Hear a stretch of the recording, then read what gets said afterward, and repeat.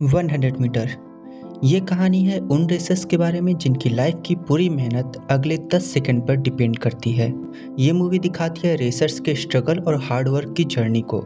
But एक चीज़ जो कि ये बाकी स्पोर्ट एनिमे से अलग करती है वह ये है कि ये उन क्वेश्चन के आंसर देने की कोशिश करती है जो कि इन 10 सेकंड में उन रेसर्स के माइंड में चल रही होती है। तो कहानी है दो लड़कों की, तोगुशी एंड कोमियामा। तोगुशी एक नेचुरल गिफ्टेड रनर है जिसके पास जेनेटिकली फास्ट लेग्स हैं, जिस कारण से एलिमेंट्री स्कूल में 100 मीटर डैश उसके लिए वॉकिंग के समान है। तोगुशी के इस नेचुरल टैलेंट के कारण उसे कई रिवॉर्ड्स, फ्रेंड्स और पॉपुलैरिटी भी मिली है। बट उसकी सारी स्पीड एक क्वेश्चन पे आकर रुक जाती थी, वाई डज ही रन। दूसरी तरफ हम कोमियामा की स्टोरी को फॉलो करते हैं, जो कि तोगुशी की तरह नेचुरल गिफ्टेड तो नहीं है, बट कोमियामा के अंदर एक जुनून है, एक ललक है सबसे फास्ट दौड़ने की। कोमियामा के कुछ फिजिकल्स कमियां हैं, बट इसे भी वो अपने हार्डवर्क से दूर कर लेता है और जापान के one of the best runner में से एक बनता है। पर पैशन भी उसे इसी क्वेश्चन पर लाकर खड़ा करती है, why does he run. Movie में इन दोनों की स्टोरी को बचपन से लेकर बड़े होने तक दिखाया जाता है, जहां पर ये कई कठिनाइयों का सामना करते हैं, चाहे वो फिजिकली हो, एक्सिस्टेंशियल हो या फाइनेंशियल। पर ये सारे क्वेश्चन के आंसर उन्हें फाइनल रेस में मिलते हैं, जहां पर उन्हें अपने सबसे बड़े क्वेश्चन का जवाब मिलता है, वाई डू वी रन।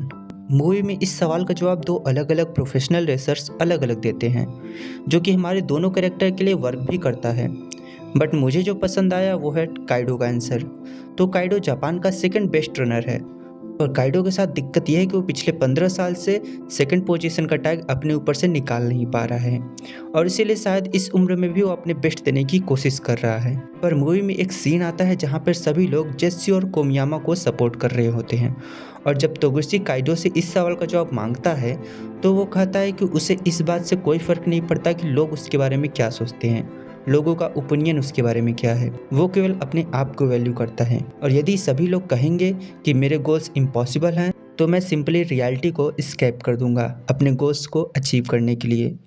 हो सकता है कि आप में से कुछ लोगों को ये आंसर बहुत ही बचकाना लगे, बट मेरी नज़र में ये सबसे बेस्ट आंसर है, क्योंकि रियलिटी अगर आपको सपनों को पीछे भागने से रोक रही है तो काइडो कहता है कि मैं उस रियलिटी को ही छोड़ दूंगा और अपनी खुद की एक नई रियलिटी बनाऊंगा। और ये चीज़ काइडो प्रूफ भी करके दिखाता है, जहाँ पर वो जापान का सेकंड बेस्ट रनिंग रिकॉर्ड बनाता है और रेस में नंबर 1 भी आता है। और ये क्वेश्चन केवल मूवी के कैरेक्टर्स पे ही लागू नहीं होता, बल्कि हम सब पे लागू होता है कि हम जो काम कर रहे हैं वो क्यों कर रहे हैं, इन सब का क्या अर्थ है, हम इतनी मेहनत, ट्रेनिंग, प्रैक्टिस क्यों कर रहे हैं, हम अपनी पूरी लाइफ उस एक चीज़ को अचीव करने के लिए क्यों दे रहे हैं। क्योंकि जब आप अपने उस गोल को अचीव कर लोगे जिसके लिए आपने दिन रात इतनी मेहनत की है, तो फिर आप अपने आप से एक क्वेश्चन करोगे कि क्या ये पूरी ट्रेनिंग, प्रैक्टिस, अपनी लाइफ को इसके लिए पूरी तरीके से डेडिकेट करना, क्या ये वर्थ इट था। क्योंकि एट द एंड हम सब एक दिन ख़त्म हो जाएंगे, और मूवी इसी चीज़ को बहुत अच्छे से दिखाती है कि क्यों ये वर्थ इट है।